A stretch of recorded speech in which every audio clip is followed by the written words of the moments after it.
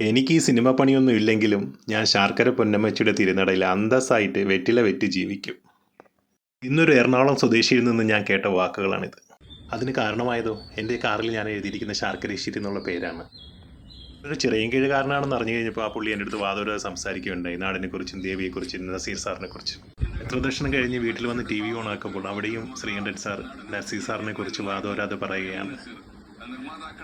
നാട്ടിൽ ദേവീക്ഷേത്രത്തിൽ ആനയെ നടക്കരുത്തിയ കാര്യവും മറ്റുള്ള വിശേഷങ്ങളും.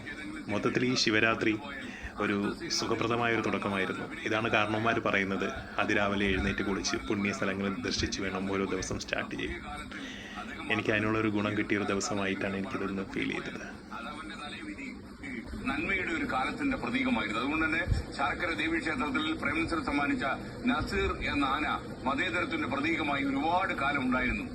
നമുക്ക് ഇന്ന് സങ്കല്പിക്കാൻ കഴിയാത്ത ഒരു കാര്യമാണ് ഒരു ദേവീക്ഷേത്രത്തിനുള്ളിൽ നസീർ എന്ന പേരുള്ള ഒരു കാട്ടാന ചെവിയൊക്കെ ഇങ്ങനെ ഉയർത്തി തുമ്പിക്കൈയൊക്കെ കാട്ടി വളരെ വിലസുന്നത്.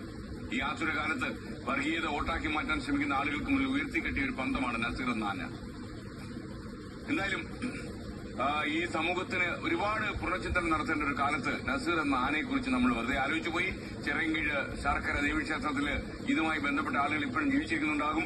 അവരൊക്കെ വളരെ ആത്മാഭിമാനത്തോടെ ഓർക്കുന്ന സംഭവമായിരിക്കും ഇത്.